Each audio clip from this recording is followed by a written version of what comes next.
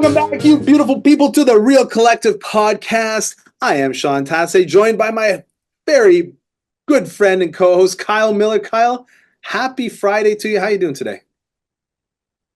Living the dream as usual. Here we go. Always living the dream. Yeah, you are really living the dream. We've got an exciting weekend coming up. By the time this is posted, it will be post Super Bowl. So I figured we could both weigh in and give our Super Bowl predictions.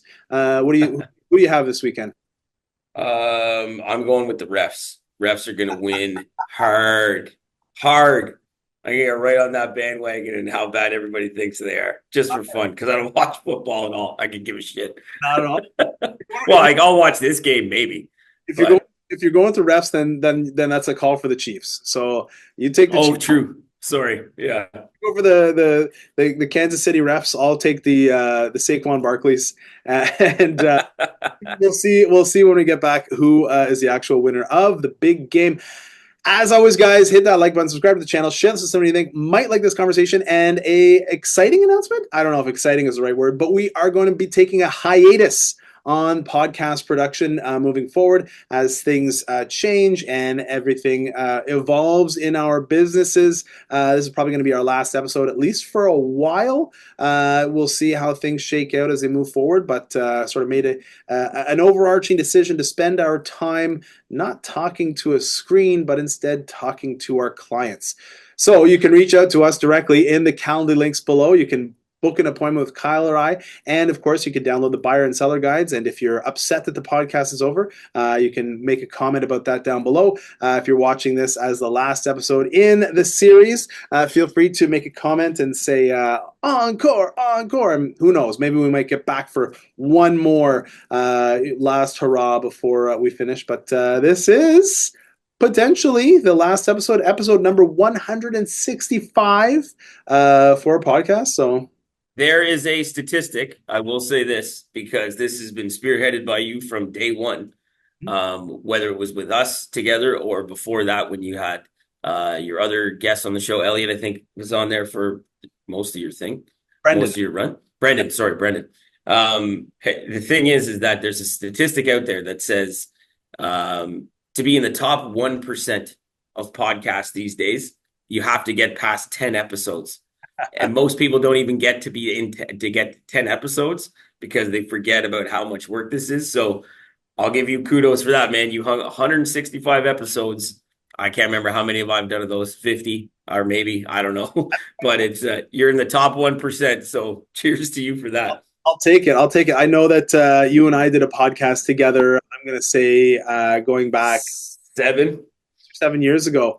And that was a whole setup. There was a whole microphone boom system. We did it in a house, and it's like, what's the point of being in this house? I don't know if it was video recorded. Anyways, if you can find that somewhere, I don't know if it still exists. I have it. Oh yeah, it's there. I'll have it somewhere. I'll find it. Find it. Post a link below okay. when this one's posted, just to see sort of where that was an open house. It was an open house you were doing, and it was like, I think you were trying something interesting because it was like a Thursday or Friday afternoon. You were doing an open house, and then it's been quite a journey. I've really enjoyed doing the podcast. Part of the idea was when we started the Real Collective, which was going back about 3.5 years now, to get a podcast going and to sort of have an opportunity to speak to other agents, potential consumers, clients, all that sort of stuff. And when Brendan and I started, that was definitely the name of the game. And then when he dipped out, he's like, I just don't want to do the podcast anymore. It's just, it's taking away too much of my energy from what I need to do in terms of my business, my family, stuff like that. It was a really easy call for me to reach out to you and say, hey, you know what, Kyle, you're good to talk. You're good on the radio. You have some experience doing the podcast. So, and obviously you're a mortgage broker. I'm a realtor. It's like a match made in heaven. So it's been been a lot of fun. I've certainly enjoyed spending time with you. We want to bring a little bit more value and more content to whoever's watching. So if you are watching, we wanted to talk a little bit today. I think everybody's kind of tariffed out, and we've got like a 30-day hiatus on those tariffs. So we're just going to push that away, not get focused too much on it. But we can talk a little bit about the effect that has. And the question that people are asking is, what's going on with these tariffs? What effect does it have overall on the real estate market? I want to buy a house. I want to sell a house. What does that mean to me? And the conversation that I'm having is the buzzword is uncertainty. And it's not just the tariffs that are causing that uncertainty, it's the provincial election. It's the federal election that's, bound to happen sometime soon. Who's going to lead our country? What are going to be our policies? All of that sort of thing really plays into having some uncertainty. And what we've always seen is that when consumers are uncertain, they're less likely to make a decision, right? So the effect that might have on our real estate market is probably not a good one, unfortunately, until everything has happened. And then there's a question of, if they are looking at government efficiency down in the States, is that going to come here? Are we going to be looking at government efficiency, specifically federal government efficiency? Or are a lot of people going to be getting, regardless of whether it's a conservative or a liberal win, minority or a majority, is there going to be, job loss for people in Ottawa, specifically federal civil servants? Who knows? We don't know, right? All of those things play in, and it's the not knowing, the uncertainty, which means that I've said, and I'll do my El Predicto probably early next week, but I've said that we expect to see two markets this year. One market of people who are buying and selling houses at what feel like deal prices, and another market of people who are not buying and selling houses but are just listing their house for sale at the price that they want to get. I don't think those houses are going to sell. I think the houses that are going to sell, the properties that are going to sell, are the ones that are priced where a buyer, a consumer buyer, looks at it and says, "Okay, that's a good value." Now, it may not be the right house for them, but a buyer is out there going to say, "Yeah, you know what? I can buy that house. That makes sense. I will do that." And then the stuff that doesn't seem like a good deal, the sellers feel like they're reaching, the buyer's going to say, "Yeah, no thanks. I'll wait for the next one." That's that. Yeah, I can see. I think I tend to agree with that. And I mean, we're both gonna look at this market from different angles because, for your business, you have to transact. You have to do a buy, you have to do a sell, right? You have to do at least one of those. And for us as brokers, we don't have to, actually, I should say mortgage agent because our licensing people are coming at us pretty hard now. So I'm an agent, not a broker, although I'm under the umbrella. I am a As a broker. more I'm a broker. nice. As a mortgage agent, right? We're looking at it from the standpoint of, the rise, the sheer amount of mortgages that are coming due. And are people going to want to switch, need to refi? Those are different, right? Are they going to need to do that to keep them in their homes and not sell? What is that going to look like from the standpoint of how many people are going to be forced into the alternative market and pay a little bit more for the mortgage? How many of them might need to be into force for us to save them? And I'm with the utmost respect, but like in a situation where we got to go into a private mortgage, right? Who's going to do out of the box stuff at a significantly higher markup. So that's going to be it's going to be an interesting path to look at and see what's going on there. And again, it's always that thought of, you and I are talking about this stuff, I think, anyways, from an Ottawa centric standpoint. All the news and media are coming at us from a Toronto and Vancouver centric standpoint. Yeah. So it's not the same. Yeah. And the fallout is not the same, right? What you did say, which hits home a lot, and you said it, was the government, the change in government, and what that could do, and job losses on the government employment front. What could that do to people in Ottawa specifically? And that is a true concern, right? Which we don't have to run into very often. Quite honestly, that's our saving grace. But I mean, at the same point, we've been through government changes before, right? And it's part of the cycle. So it's going to be interesting to see how that does play.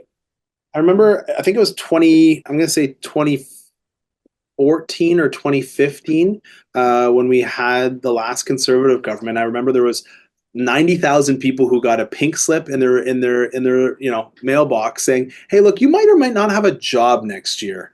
And I remember the impact that that had on our market. It just flattened the whole thing out. It's not that prices dropped. It's not that, the sky fell off or anything like that, but just consumer, specifically in Ottawa, consumer movement. So like less people were moving because like, I don't want to move. I don't know what's going to be different, right? Consumer confidence was really low. And then what happened is we switched from a conservative to a liberal government. Justin Trudeau got elected, and then everybody's like, oh, good. Liberal government? Let's spend some money. And it was like, I'll buy a bigger house. I'll get a bigger house. And we still have this overarching problem of we don't have enough houses, right? That has not yet been solved. And so as much as the government's trying to pull, oh, well, let's reduce the interest rate. Well, whatever, there's still, that might help with the demand side, but none of it fixes the supply side. And there's no way we can build houses fast enough. And they're trying to, in Ottawa specifically. So this was great. We had a really good group through yesterday that had a big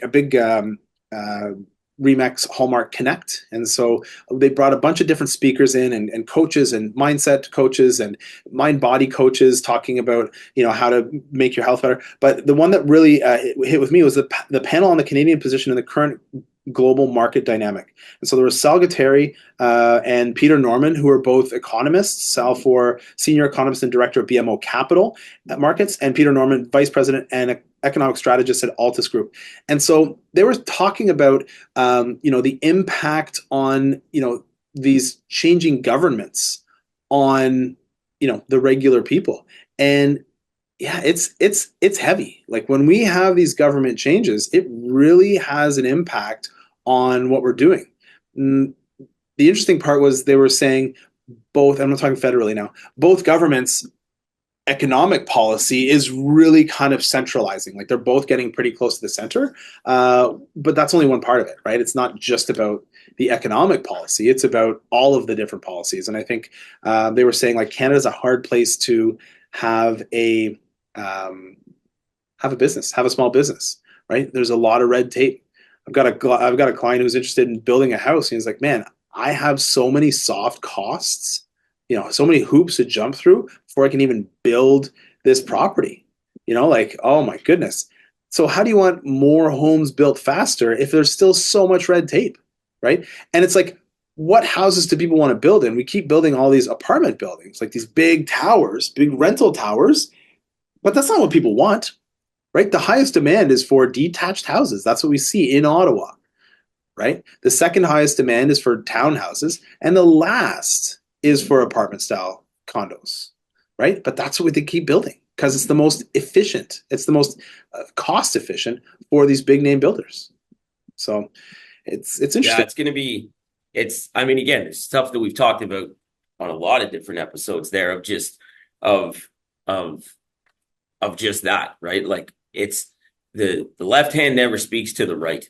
Yeah. So they're like, yeah, we're going to go up, but we need to build more homes.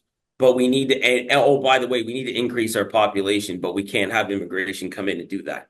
Yeah. But so it's just this stupid cycle of we're going to give you this, but we want this outcome. Well, that's not the way it's going to work, though. Right. Yeah. And again, and it's been said time and time again, building a home is ridiculously expensive because everybody's got their hand in the pot looking for money. Right. And I mean, and where it's isn't the statistic something to the point of like 60% of a home's cost is taxes and fees? Like that's, yeah. And that's what I mean. And then just go look at the shit you're paying on wood, like, right? Like the green tax and this other thing, and then this other dollar. And it's the only question I would ever ask. One of the few questions I would ever ask a politician would just be like, well, we have this plan to do this. And I'd just be like, how? Just tell me how. I don't need the rhetoric and I don't need the pompous bullshit.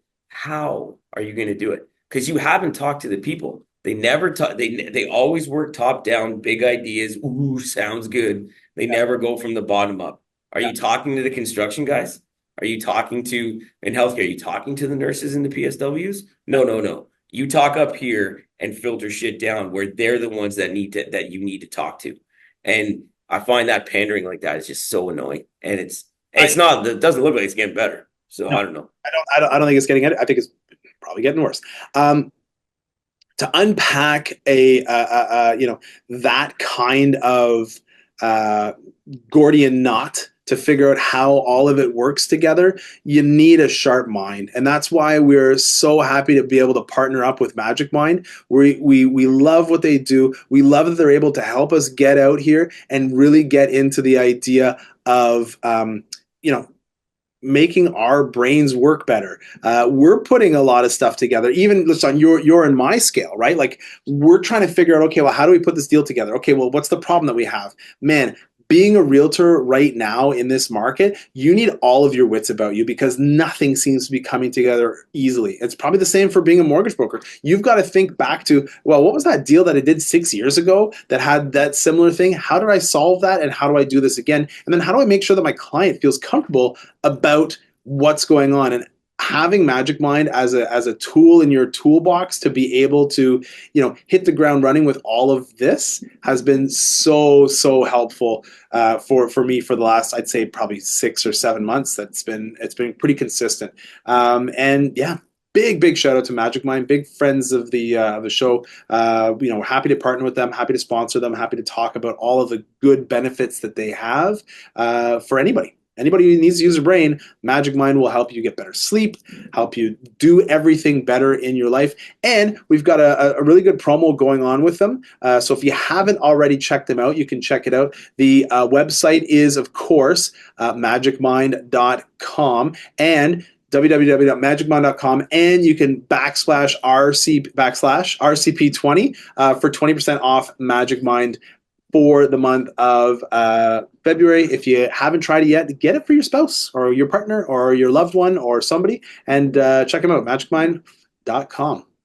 I'm not one for I'm not one. I find it interesting in ours because of the partnership we have, because I'm not necessarily one who actually appreciates that type of marketing. Yeah. Like, you know what I mean? Like if someone's like, "Hey, I use this," I'm like, "Do I run out and buy it?"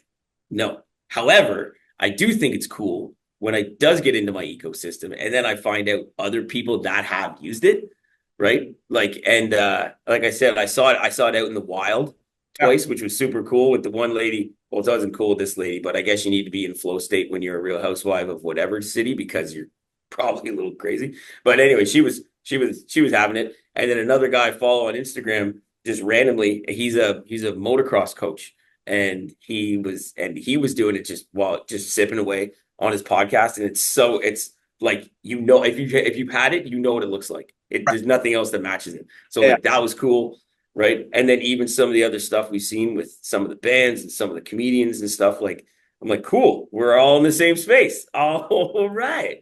Trying Yeah. to do the same stuff. So it was very cool to have that partnership. Super stoked.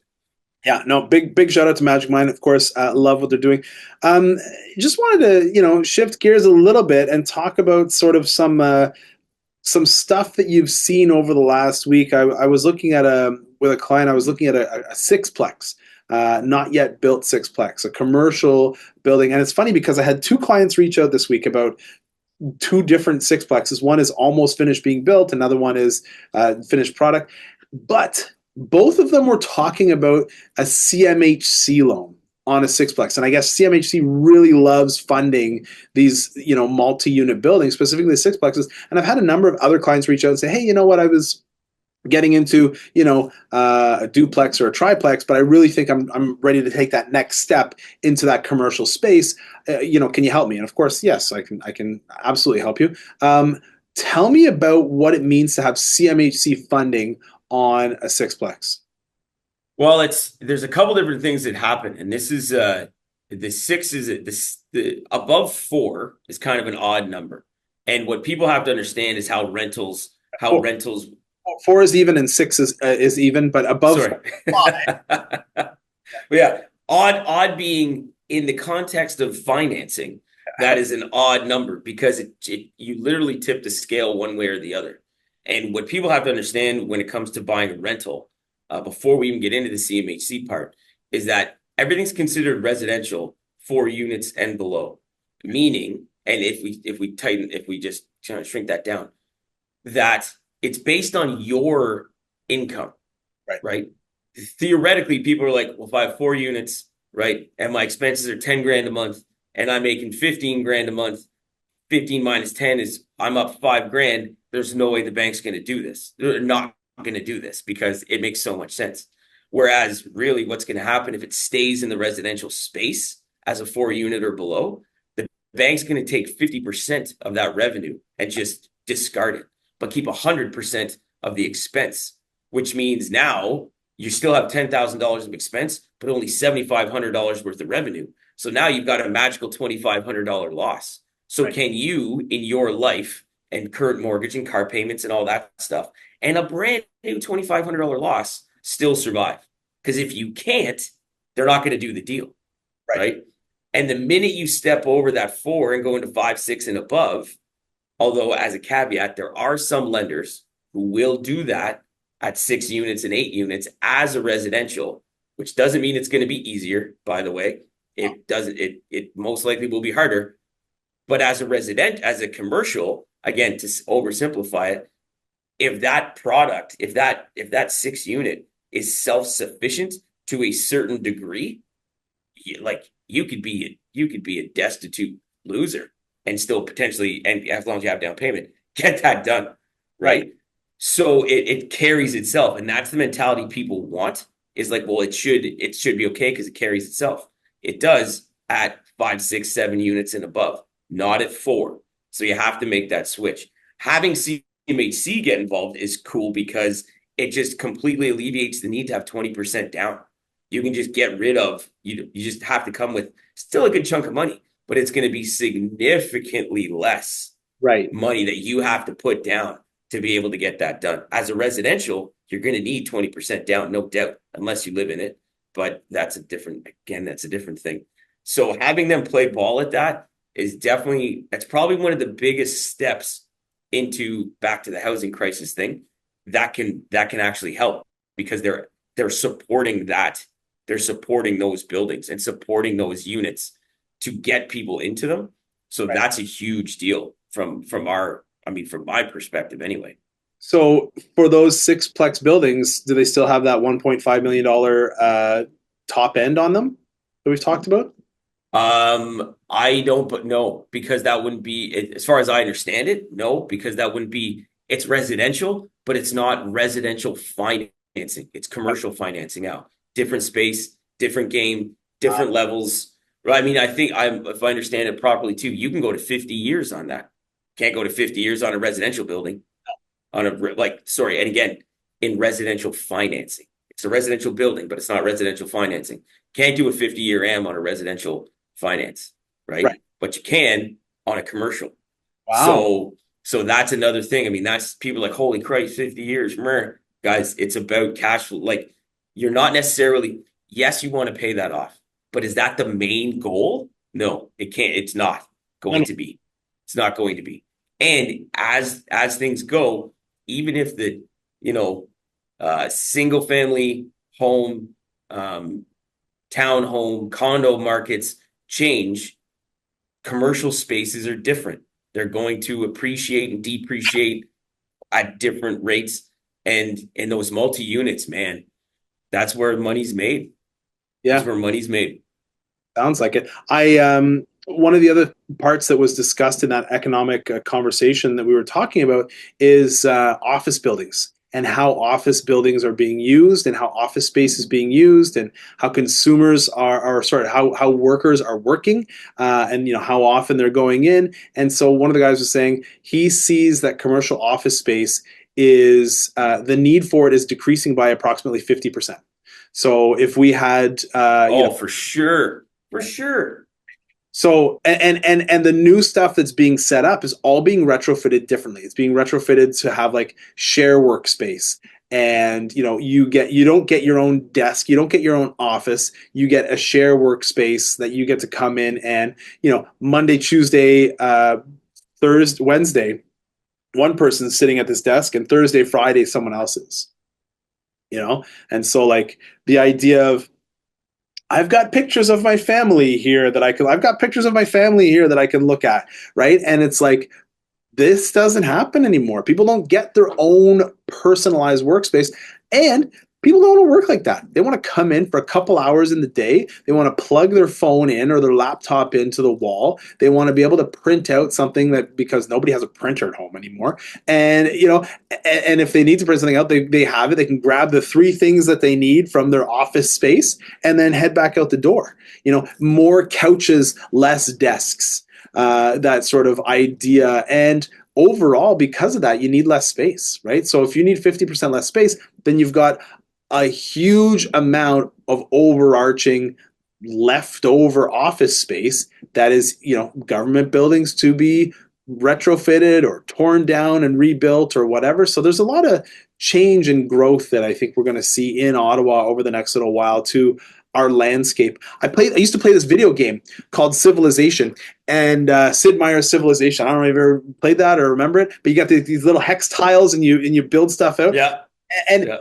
But what happens is, as you're in the early times, before you develop technology, you build like a farm on this hex tile, and the farm is good because it creates food, and you need food to get your population bigger. And then over time, you replace your farm with a neighborhood, right? And the neighborhood offers food and more place to put people and yada, yada, yada. And so it's like, yeah, you know what? It's time for us to evolve and get rid of some of these essentially obsolete spaces and create more room for more valid types of living. It's just hard to take something down when, to build something else back up, but that's what we do. Well, I mean, it's a new evolution, right? Like, I mean, that when in however many years, we're going to look back on the pandemic, as we always do, and just be like, and like, that's going to be a catalyst for a massive change, right? Like, in the simplest form, that pandemic completely transformed my business. Yeah. Because of like, it's a literal 180 to where, and this is a small thing on a much grander scale of how things are affected. But it's like, I was the guy that was coming to your kitchen. I would sit down with you and we would go through all the stuff, and we would go through the paper, and we would go through the numbers, and this is how it works and whatever. And I'm like, because if you don't know me, you're not going to buy anything from me, right? That goes back to you and me selling knives. But anyway, that's exactly what it was. And I'm like, and then when they said you can't go into people's houses anymore, I was just like, well, I guess I'll just go become a barista because I don't know what to do anymore. And then now it's like, my business is completely different because of the amount of video I use, and still do the same thing, just in a different format where I'm not necessarily meeting people face to face, and everybody seems to be okay with it, and things are still growing. And that's just, again, the small little thing, but relatively speaking, that's what's going to happen with our office buildings. We're going to find a way. Someone's going to find that opportunity to say, hey, this is how we're going to make this work. And it's going to be interesting to see that progression over the next decade. I'd say there's still, like, you've made this point before, there's still going to be times where I need to go in and meet with you in your house. Especially if you don't know me, you don't know who I am. I can send you a video, but it's not the same, right? There's something special that happens, especially as like quote unquote salespeople. There's something special that happens when we're sitting together at your kitchen table and exchanging that energy, right? Like, you can't replicate that in a video. Even with this, there's times where it's like, man, I want to interject. And like, we had one earlier where I wanted to interject, but you couldn't hear me because you were talking, right? So it's like, it's not the same as if we were side by side. And I mean, we've been able to do a podcast because out of two totally different places because of video, and it's been great, right? I think we've brought a lot of extra information to consumers and to the public that they might not otherwise be able to find. And I hope that if you're just watching this as the first episode, you go back through the catalog and you look at all the stuff that's in there. Because, man, we have had so many great conversations that it gets to a point where, like, what are we talking about today? We don't know where this conversation is going to take us, and it's been a lot of fun. Doing the podcast, recording the podcast, spending time with you, talking off air, swearing a little bit more when the camera's not rolling. So still sometimes when it is, having fun, but the amount of conversations and the amount of information that we've been able to bring to consumers out there. There's a lot of evergreen content on there. So if you're watching this and you're thinking, oh, I wish I'd seen all of these other podcasts they're talking about, it's all there on YouTube. The whole playlist, the whole 165 of them are down there. So go back and check them out. Thanks for being a part of this process with us, guys. If you've been watching and you've been paying attention all the time, we're really grateful to all of our sponsors that we've had over the years. Magic Mind, the Real Collective itself, Real Collective Marketing Agency, Azita Fadi and Prime Insurance Services, Bonnie and Puneet from PB Law, Leslie Kirk from Kirk Law Office. Big shout out to Remax Hallmark. Big shout out to Mortgage Brokers Ottawa. Kyle, you've been an absolute stud to co-host with. It's been a lot of fun. I've enjoyed it. It's kind of bittersweet, to finish it off. But yeah, it's been a lot of fun. No, it has been, man. I was super stoked the first time you reached out and said, "Hey, can you do this today?" Like as kind of a favor. Yep, no problem. And then to be just kind of engulfed, and then I think it was like the third episode, and you're like, "Oh, by the way, this is the thing now. So we're just gonna do this." And it was like, "Oh, okay, cool. Like that's awesome." So yeah, it was fun, and it's always fun to just chop it up with people who are passionate about what they do. And I think we put a lot of time and effort into our careers and into the city. And I think we love this city and love sharing that information. So this has been a great avenue to do it. I hope people appreciate the fact that this isn't easy. It is time consuming. It takes time and effort and money to make this stuff work. But in essence, because we can't talk to everybody. So to just be able to allow us to put our feelings and our opinions out into the ether is huge. Is huge. And I'm grateful for the opportunity for sure. It's been fun. And it's big retro to go back and say, man, 25 years ago, we were 25, 20 years ago ish. We were just two dudes selling knives in the same city. In the same city. So yeah, it's been pretty wild. What an upgrade, eh? From knives to houses and mortgages. The homemaker block still exists in my house, and I am a homemaker. So there you go. Hey man, I got my homemaker +8, and I'm always looking for more. So yeah. Got two scissors. All right. Big shout out again to Magic Mind for the episode for today. Thank you very much for your ears, for your eyes. You can download the buyer seller guides below. You can book an appointment with Kyle or I in the Calendly links below. And yeah, that's a wrap for us. And until next time, keep it real. Collective.